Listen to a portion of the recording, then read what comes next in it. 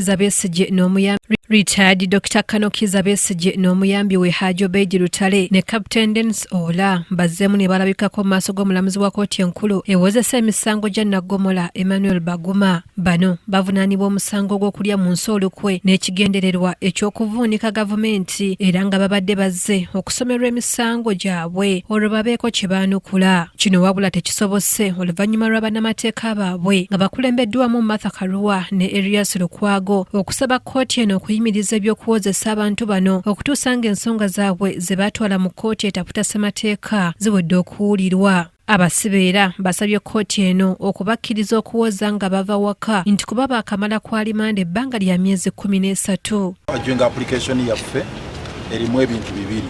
Ekisooka nga tusaba kkooti eno eyimirize proceedings ezibadde zigenda maaso oba omusango guno okuguulira okutuusa nga constitutional petition gye twateekayo number 31 ey'omwaka guno ng'ewuliddwa ng'era esaliddwa. Ekyokubiri nga tusaba Dr. Besigye and Obeid Lutale baweebwe bbeeyi by'ebintu bibiri. Bannamateeka b'abasibe balaze kkooti eno abayimu okubadde Ibrahim Ssemujju Nganda omubaka wa Kira Municipality, Muyingo Mutonyi omubaka wa Bukonjo County East, Philip Wafula Ogutu, Kato Isaac ne Alima Lutale mukyala w'omuwawaabirwa Hajji Obeid Lutale. Bano mu nsonga ze baatwala mu kkooti etaputa ssemateeka mwe muli okusaba omulamuzi Emmanuel Baguma okumugobamu omusango gwabwe nti kuba tebamusuubiramu bwenkanya nti olw'okuguwozesa ne kyekubiira kyokka okusaba kwabwe ne kuwakanyizibwa bannamateeka ba gavumenti nga bagamba nti kakodyo akabawawaabirwa okulwisa omusango. Bannamateeka bano aba gavumenti era bategeezezza kkooti nti ensonga abasibe ze baagala kkooti esinzireko okubawa beyiro kkooti y'emu yali yazigoba dda nga teziriimu ggumba ne basaba omulamuzi okulagira omusango okugenda mu maaso.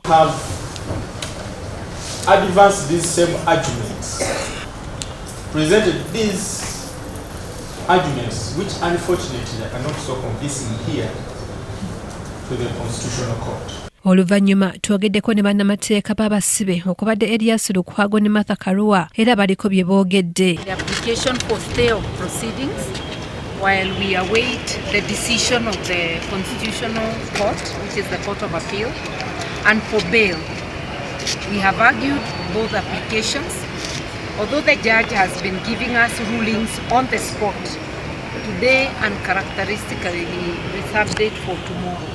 Baagala kutwala Dr. Besigye n'Obeid Lutale mu marathon trial etagoberera mateeka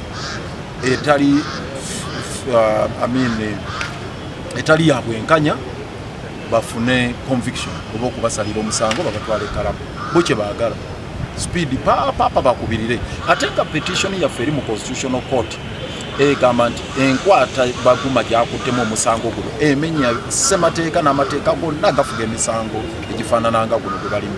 N'olw'ensonga eyo gaffe tugamba mwami Baguma alina okuvaamu. Kakati twebuuza kiki ennyo ekyo ekibapapya. Kkooti yakuwa ensala yaayo ku nsonga eno olunaku olw'enkya nga yakuyisibwa ku mutimbagano. Annette Nakayibaale yakusakidde eggulire lino ku lwa KTV Amalindiri.